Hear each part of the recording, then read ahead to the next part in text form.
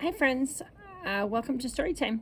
Today we are going to read a book about a real president who inspired a toy. And the book is called Teddy and it's about Teddy Roosevelt. It says the remarkable tale of a president, a cartoonist, a toy maker, and a bear. So let's take a look at Teddy. And maybe you've heard a little bit of this story before. It's by James Sage and illustrated by Lisa Feng. Theodore Roosevelt, or TR to his friends, was once President of the United States. When he wasn't too busy running the country, he liked to ride horses, wrestle, read, lift weights, write books, give speeches, go camping, sail boats, play football, go hunting, but not all at the same time. One year, his presidential duties took him south to the state of Mississippi. Between arranging treaties and other such things, he went hunting. His host had hoped he might bag a bear or two. But word that TR was coming must have spread quickly, for soon there wasn't a bear to be seen for miles around. Except, that is, for one scruffy, no-account cub. "Me? Shoot that little fella?" said the president. "Why, if I so much as ruffled his fur, I'd never be able to look at my children in the eyes again." So he put away his gun and returned to Washington and his home in the White House. And that was the end of that. Except that it wasn't. For in another part of the city, in the very busy office of its most important newspaper, the staff cartoonist, Mr. Clifford Berryman, was being visited by his editor-in-chief. "Clifford, I want something different, something that touches the heart, something that speaks to everyone.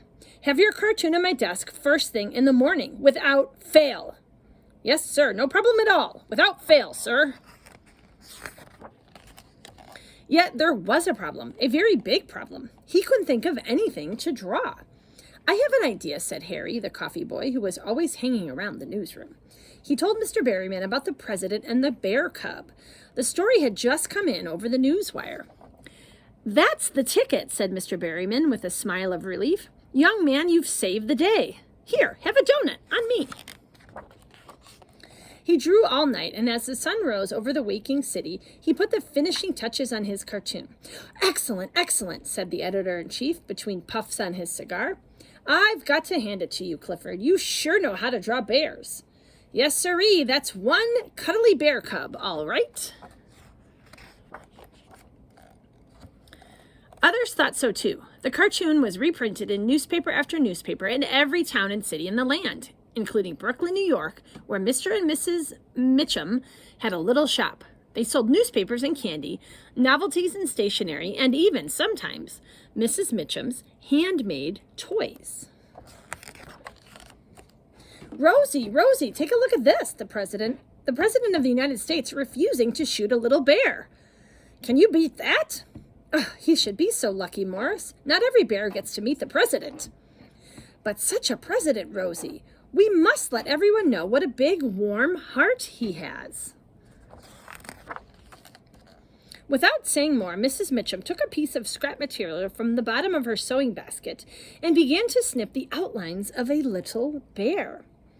She gave it a pointed snout, snip, stitch, snip, and two rounded little ears, and a pair of arms and legs, and large oval paws, and an ample belly, and last, but certainly not least, a nice firm bottom, just right for sitting. Snip, stitch, snip. Then she stitched it all together and stuffed it carefully with fine wood shavings, the same kind she used for all her toys. "What will you do for eyes, my dear?" asked Mr. Mitchum, who had been watching her with interest. "Oh, your black shoe buttons will do nicely, Morris. I'll get you new ones tomorrow." "Oh, and don't forget the nose," added Mr. Mitchum. "A bear's not a bear without his sniffly snout." But Mrs. Mitchum had thought of that too. She chose some strong darning thread from her sewing basket and stitched on a little black nose. "There now," she said, holding up the bear for inspection. "What do you think? Isn't he cute?" Mr. Mitchum was delighted. We'll put it in the shop window, Rosie, near the front for all to see, and we'll add a sign too. But just then, Mr. Mitchum thought of something else, something very important. Teddy's bear, as portrayed by the famous artist, Mr. Clifford K. Berryman. Perhaps we had better ask permission to use the president's name in advertising our bear, my dear. After all, Teddy Roosevelt is the president of the United States. So Mr. Mitchum hauled a stool over to the counter, sat down, and wrote the president of the United States a letter. When the president received it, he stopped whatever he was doing at that moment, which was no doubt quite important, and dashed off a reply. Dear Mr. Mitchum, while I don't expect my name will do much good selling bears, you are welcome to use it, as you have indicated. It is a bully idea. Sincerely yours, Theodore Roosevelt, President. P.S. Written in haste. Only in America, said Mr. Mitchum, beaming proudly. And on the White House stationery, said Mrs. Mitchum. It wasn't long before it seemed everyone in America wanted to own a teddy bear. The name stuck. There were teddy bears dressed as cowboys and bellhops, train conductors, undersea divers, clowns, cricketers, fox hunters, and schoolboys. There were Boy Scouts and hospital patients and chefs, mechanics, soldiers, sailors, and aviators. There were teddy bears made of burlap and calico, velvet, flannel, mohair, wool, and alpaca. There were brown teddy bears and black teddy bears, auburn, white, and golden teddy bears, and even a red teddy bear ordered by a Russian Grand Duke for his daughter, Princess Xenia.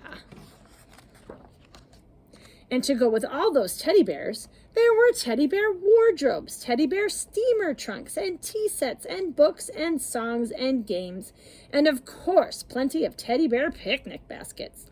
The world was filling up with teddy bears, and still there was a demand for more. Mr. and Mrs. Mitchum were so overwhelmed with orders that they had to close their little corner shop and build a big factory. A really big factory entirely devoted to making teddy bears, which they called the Ideal Novelty and Toy Company. From its vast assembly lines, teddy bears tumbled forth 24 hours a day, week after week after week, hundreds and thousands and millions of teddy bears of every description, size, and shape. Yet, as different as they all were, even the ones that were supposed to be exactly the same, they all had one thing in common. You know, Rosie, said Mr. Mitchum, I think the reason kids love teddy bears so much is that they're so darn cuddly. Oh, no, my dear, Mrs. Mitchum said. It's because teddy bears give cuddles in return. And there wasn't anyone anywhere who could possibly disagree. Not even the president. Look, he's at sleep at night with his own teddy bear. And then at the end, there's something called an author's note where they tell us a little bit about the real story. Because this book is true. It's based on things that really happened. And this is one of the first teddy bears right there. I'll bring that closer. That Mrs. Mitchum made. What a cool story. All right, friends, so that was Teddy. And maybe in the comments today, why don't you see if you have a teddy bear at your house? And maybe you can show me it on Seesaw and tell me a little bit about it. And if you don't have a teddy bear, you could pick a different stuffed animal to tell me about. That would be awesome too. All right, bye friends.